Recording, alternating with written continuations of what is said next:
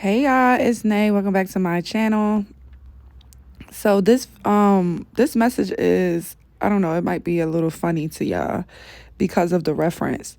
But I just wanted to share it because I see the correlation when I was talking about the book of Esther and Haman's, who was like the biggest op, right? The opposition, the one that was very greedy, covetous energy, and he was trying to take over the palace, but doing it in like malicious ways, right?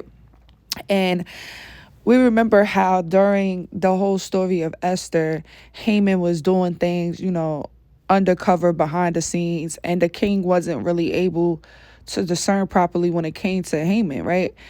And the king didn't realize that this guy was, doing what he was doing until Haman actually put his hands on Esther inside of the king's home. And then that's when the king was like, what? You're going to disrespect me at my own home, hitting my wife? Like, hang Haman. Like, now Haman was called to be hung, right? In replace of Mordecai. Because Mordecai actually was never supposed to be hung to begin with, but that was Haman doing bullshit because, they had the whole issue with the Jews. So I want to reference, I believe it's Rugrats, y'all. One second. So in the show on Rugrats, there's this meme that always went around, and that's the title of this message. So you guys are probably reading the title and saying it in your head if you already know, but I'm gonna play the audio so that you guys can hear it. You can't see it, but I'm gonna play it so you guys can just hear the overall message. And this is what this is what the king was feeling when he seen that Haman had attacked his wife inside of his own house. And he was like, how I didn't see this before. Like, what? Hold on. He's a clown. A clown? He's a clown? Why didn't I see it before? Let's play let's play it one more time. A clown? He's a clown? Why didn't I see it before? So the king had that revelation that Haman was a clown after he seen that, he was that prideful and he really didn't give a fuck that he would hit his wife in his house while Haman was there. And, with my videos when I was speaking and I was doing the correlation of everything and just chopping down Esther, and I was saying how your king has a Haman around him and they're not able to see clearly that this person is a clown. So it's like, the enemy is going to try another move, right? The enemy is going to come in with another antic because Haman should have let it just ride. But no, of course the enemy was doing too fucking much and they caught themselves in a bubble where he decided to attack her in the house, which resulted in him being the one that is getting hung. So it's like the enemy is going to pull one more trick up their sleeve, and it's actually going to cause them to get caught and to get like removed from your king's life forever. They may not be dying or getting killed or whatever like that, but they might just be, just getting shed from like their close friends or something like that, because this king is finally going to realize what this Haman has been doing in their life, right? And remember, you might not just have a Haman that checks all the lists. No, like this might be a Haman in your life that just have a piece of Haman in them. You get me? But maybe you have 3 different people that have pieces of Haman in them. If you haven't listened to my message that I dropped yesterday, then y'all need to check those out. The last 3 messages, to be honest, because I don't want to repeat myself here. But your king is about to realize how much of a clown this Haman has been all this time. And it's going to make them feel a bit guilty because they weren't able to recognize this sooner, right? So a lot of the kings are not really operating within a discerning spirit, because this could be Haman's or friends that they had around them for a long, long time. This could be a family member. Remember, Haman was around for a while, and he started doing things when they were together as friends for like the last 13 years. Because remember when the original wife was snooping and she found the paperwork that Haman had signed over or whatever, and it said 13 years ago. So this is a Haman in your life who has been doing things for years now. Okay, you could have been friends with this person, I say, for the last 13 years. I'm really getting that. I'm getting that the last 13 years is how y'all built your relationship. So I want you to go back and think. This is a very clear message, very clear word right now that I need someone to really, really listen to and catch it. Like, catch the tea, catch it. You have someone in your life that you became friends with from the last 13 years ago. 1-3 is very significant. 13 is very significant. God is not telling me to change the number and say 12, 11, 10. No, he's saying specifically 13 years ago, you might have met this person, started a conversation with this person, and began a friendship with this person. But this person has been planning things or doing things or just not being all the way truthful, right? Because Haman wasn't being all the way truthful. He had a very covetous spirit. He wanted to be in the king's position. He didn't care what he had to do to get there. He didn't give a fuck. He would disrespect the wife. He would disrespect the wife's uncle.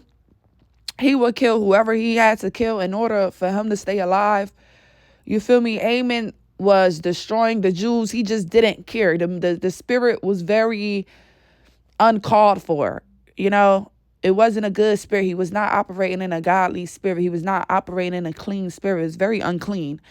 And you need to take a second, kings, whoever this is resonating for right now. I need you to take a second and think about, who did you accept into your world 13 years ago?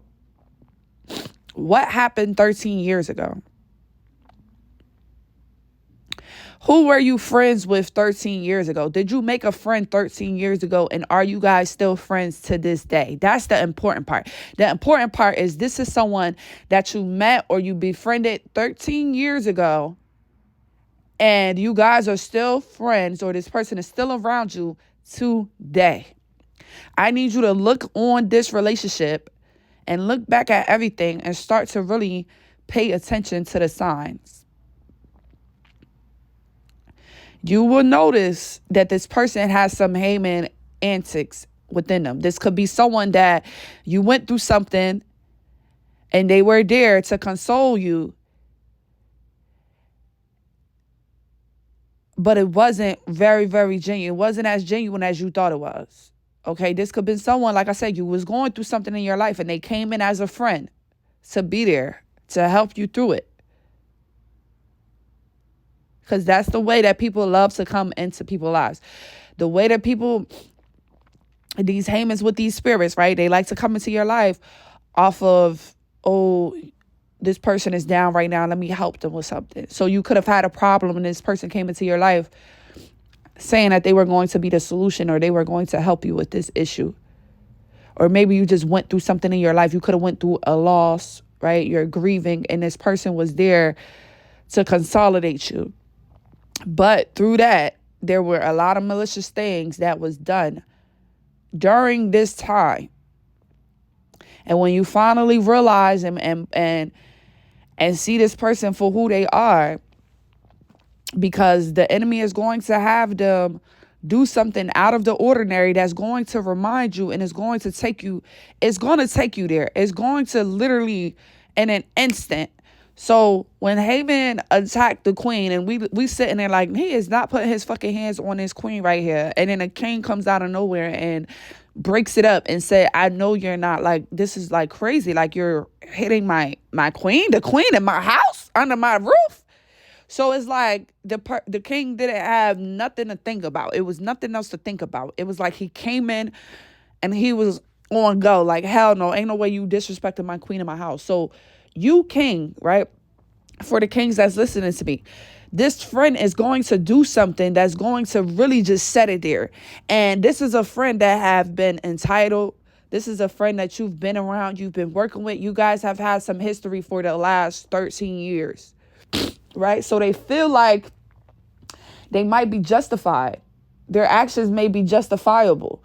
You feel me? Haman, I don't think that he thought that through. I feel like he really thought that he was, untouchable. Like he can get away with hitting his wife.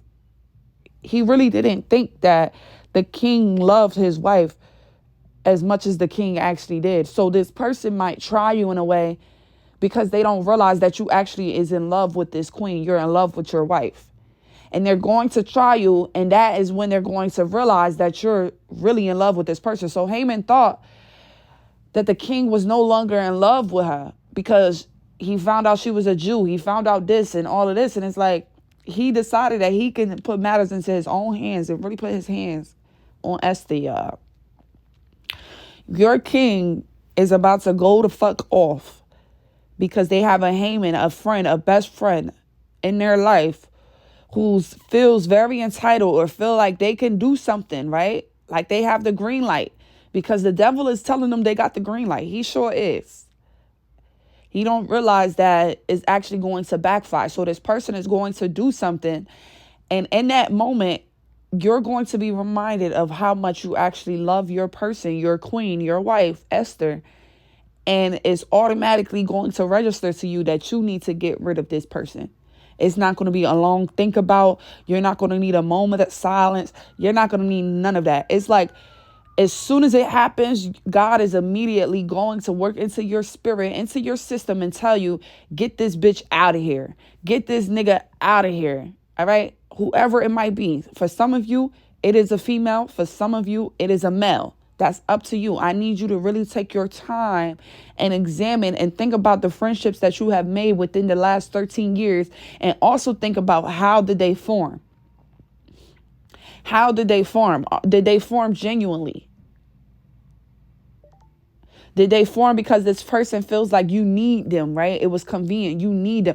I'm not about to go through all the ways of a relationship forming. I need you to sit down and really take the time, kings, to think about the relationships that you have built within the last 13 years. And also, because we see that Haman doesn't like the queen very much, right? He wasn't too fond of her and her lifestyle and what they got going on. Think about the relationship that was between Haman and your queen. How did this person treat your queen? How did this person treat your Esther? Because this is someone that has been around, right? This is someone that knows your Esther. They've been around them. They've seen them. Y'all had a conversation. They know about them a little bit. How has this person, how have your friend, your Haman, been treating your queen, your Esther? And this is going to help you to figure out who is the Haman.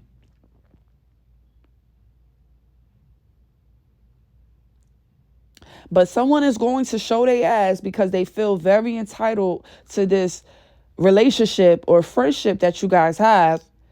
And they're going to do something very out of the ordinary because Haman put his hands on Esther. That's very out of the ordinary. So this person is going to do something that is literally going to shock you. And you're going to get your revelation just right then and there. It's not going to take you a while to realize what's going on. And this is going to be your reaction because you're going to be like, what the fuck? This person has been around me for this long. How did I not realize?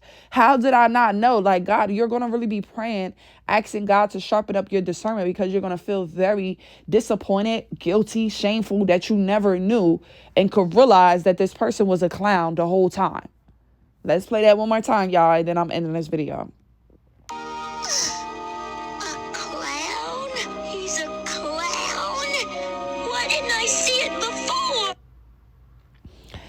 And when, I believe it's Chucky, right? I got to remember my Rugrats names. But after he said this, when he said, why didn't I see it before?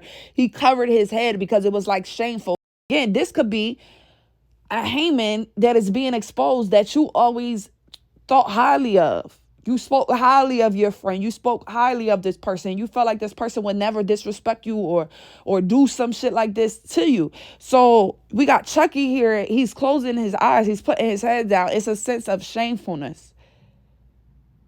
It's a sense of, oh my God, I can't believe I didn't see this before. I can't believe I wasn't paying attention, God. I wasn't paying attention. Like, I feel so stupid.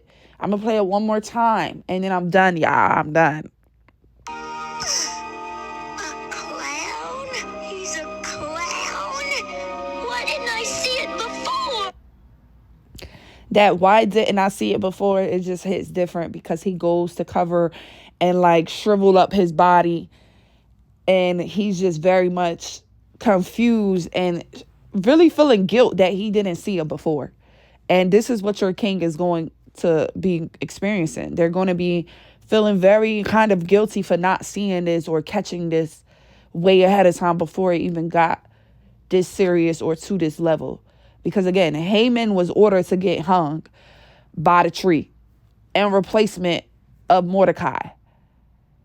This person may not be physically dying, right? I'm not saying that. This part God is nothing like. I'm not saying the king gonna be like, bitch, I'm killing you now. Ain't no fucking way. Who knows? Maybe not. But it's giving that this person is definitely going to be dead from their life. You get what I'm saying? They're not going to be as close as they used to be. Okay, out of sight, out of mind. So I hope this message gets to you well, and I hope it is resonating with those that it needs to be resonating with, and for the others that maybe this message just wasn't for you today. I pray that I have a message that will hit your mind, body, and soul very, very soon. And I hope everyone had a great Thanksgiving, eating good food, being around good people, surrounding themselves with, love and the good things in life, showing a lot of gratitude and, humility and humbleness to the Lord our Father, because we just need to remember to be thankful and just show that thankfulness to him for every little thing, because even if your holiday wasn't as big or great as you expected it, I'm sure you still was able to eat. Even if you wasn't able to have the foods that you imagined or wanted, you were still able to eat. You were still able to have a drink. You were still able to just live and see the day. So that's something to be grateful for. So I love y'all, and I'll catch y'all in my next video. Bye.